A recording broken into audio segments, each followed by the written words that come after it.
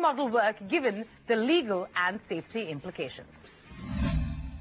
To make headlines, you need to tap on everything that's making news. And from the looks of it, that's the new marketing norm for brands to stay contextual, even if the content is questionable. From student protests to reservation roars echoing across multiple media offerings, the country has seen it all. But just when the plea was to get a break from the blabber, Yatra.com and Havells decided to go commercial with the country's concerns. We're talking about Yatra.com's latest Azadi ad and Havells' Main Pankha Hoon campaign. The former decided to play cheeky and the latter opted for social messaging on social media. Unfortunately, both brands are currently battling the backlash of touching upon something rather sensitive. Ronak Shetty brings us the unedited take on how these campaigns were conceived, what went wrong, and of course the plan to recover from this creative parody. Take it away. Do you feel it is freedom of speech? Perception is a very dangerous game, madam. You know who are talking about intolerance? The intellectuals. The Indian viewer has been tirelessly bombarded with voices ranting about the absence of the constitutional liberty, freedom of speech. It is not freedom of speech to say. Quite the paradox to reckon with. It's been holding headline spaces, continual conflict wrapped in tweets, and of course the hard-hitting words have even taken firm ground in colloquial public discourse. They now feel it's an unsafe place to live. I have a few questions to ask of them. Where were they when the ethnic cleansing of Kashmiri Pandits took place? While the tussle to end the long-running chronology of conflict is ongoing, some brands took the liberty to give the Indian viewer a break from it all. But the only problem in the attempt to make your ad campaign contextual is when your content loses context. Brands like Yatra.com and Havells fans decided to serve the viewer a taste of what's trending, but shockingly found themselves in a soup with no savior. So what was the big idea behind striking while the iron is hot, despite knowing the fact that you may end up burning your own brand image? Listen in. It is a opportunistic, it's not some grand strategy, it's a minor act of opportunism, as far as the brands see it. With the rise in social media, they find that there is a payoff that happens, which is instant, which is that when you do work of this kind, you tend to get a lot more visibility in social media. People talk about you a lot more. And while nobody really knows how that helps the brand, in a larger sense, in most cases, I think there is this sense advertising, otherwise you send it out into the ether and it gets lost. I do believe the key fault is that, these are pretty knee-jerk advertising reactions. Fundamentally because they choose and pick very dominant issues which emote with people and which have, fired up people's imaginations. And I think picking those issues may or may not have been right. Because when you pick an issue which is as sensitive as the Jat issue or the one with Kanhaiya, I think you're treading into political waters. And the moment you tread into political waters, I think you get into trouble. But if you look at it from Havells and its creative agency Mullen Lintas' perspective, this apparently perfectly fit in their next frame for the 4-year-long ad storyboard titled Hawa Badlegi.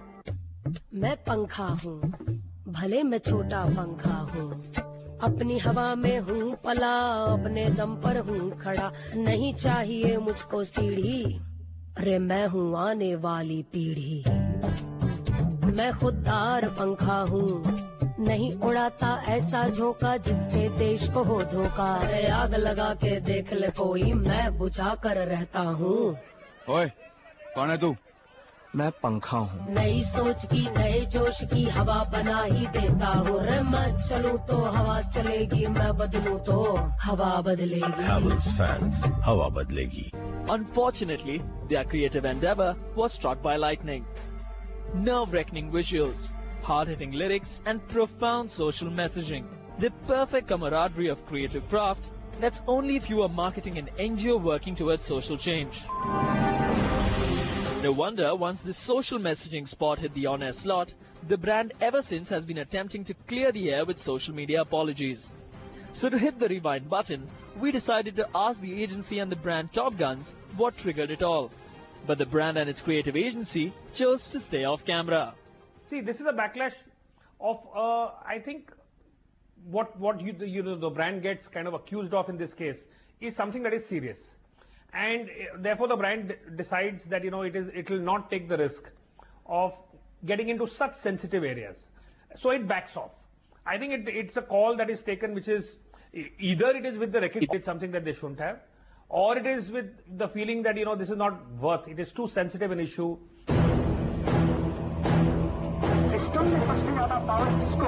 JNU Students Union President Kanhaiya Kumar has marched into possibly every news debate room and publication text. Some lauding his courage, others loathing his anti-nationalist standpoint.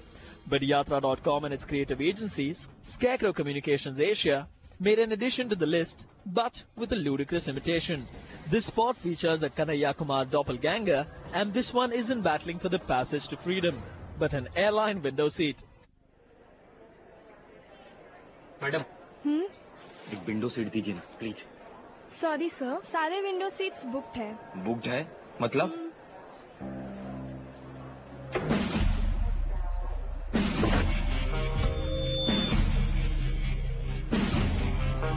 क्या भाइयों और बहनों, क्या हमें इतनी भी आजादी नहीं है कि हम अपने मर्जी के सीट पर बैठ सके?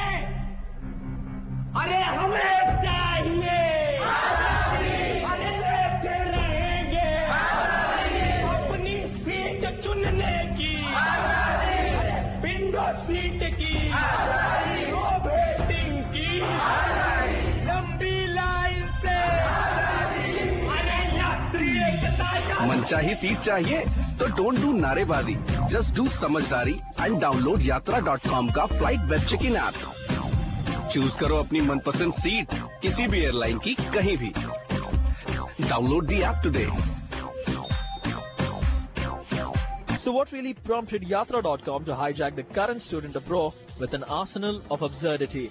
Firstly, I don't think, you know, we were in any way does this add, you know, impact the sensitivity of anyone in any manner relating to the subject. Okay. Number two, there'll always be points of view. Yeah. And there are people who've said that, you know, they don't particularly like the take that is there. In no way does it demean or defame or do anything with the protagonists who were involved in the whole thing. And it doesn't talk about anything relating to the protest or anything. So in that sense, you know, it's a very neutral take on the whole thing, and it's more about the mannerisms that give it the lightheartedness, and it fits in beautifully with what the product is all about. In this case, we don't call this as a parody ad of someone's spoof or anything. It is a use of a human act or an Indian's behavior. What you say? We haven't taken any political issue and justified to the. All we say is that the freedom of choosing tickets, you don't have to take away of narebazi. You know, I think knee-jerk enthusiasm is all about the skit mentality, which you typically find in a college. You know, in colleges you do parodies, you run skits, and you run shows which, you know, enthuse the local audience humongously. So I see the same thing with the Yatra.com ad. But the point is, what it does is it builds awareness on Yatra, but it doesn't convert that awareness into the interest to actually partake of Yatra, the desire to be a part of it, and the action of sale. For any brand to be a part of the social chatter, being socially responsible is the key. But somehow brands thrive so voraciously to bathe in the limelight, resorting to pale humor and questionable messaging, their campaign negates the very theorem. That being said, it would be wrong to believe that Indians lack a sense of humor or the ability to absorb staunch messaging based on contextual issues. The answer to utopianism lies in pragmatism more than raw creativity. So what's the damage control plan from here on?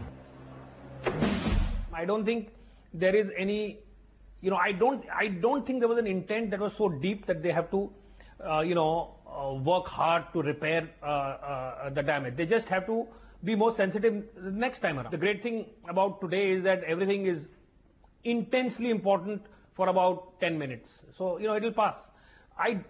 In a longer term sense, actually, what is the implication is brands have to be careful about this casual appropriation of you know, of what is happening around them. and they need to think through the consequences of actions like this. In one odd case, it may not be significant, but over a period of time, this strategy of latching on to whatever is current, I think has now diminishing utility. I think this was definitely a one-off. As a brand, we do take humorous takes on stuff, but typically they've not been on topical situations. This was one where we thought, that there was a good fit between what the product benefits were and connecting it to a particular situation. I think both these brands must say that if I want to be topical, I will be topical with a certain degree of neutrality. Now that is a tough one. Look at Amul. Amul is a very, very topical piece of advertising. And every week, literally every other week, you have something topical which they speak about. But Amul does it with finesse. And I think bringing finesse to the party without core, crass associations to direct individuals is the issue. What brands have conveniently forgotten over time is the fact that masses can differentiate between fictitious attempts over a genuine plea for peace. What's funnier and even more thought-provoking than these ads is the fact that brands find sensitive issues like these as concrete points to cement their brand philosophy. Well, for all those young copywriters out there, here's your dummy's guide on how not to create parody advertisements. Well, a good lesson for all marketers out there. Jumping onto the real-time bandwagon is all well, but sometimes just sheer common sense would guide you away from the lion's den. On that note, it's time for a short breather, but coming up, we take a look at India's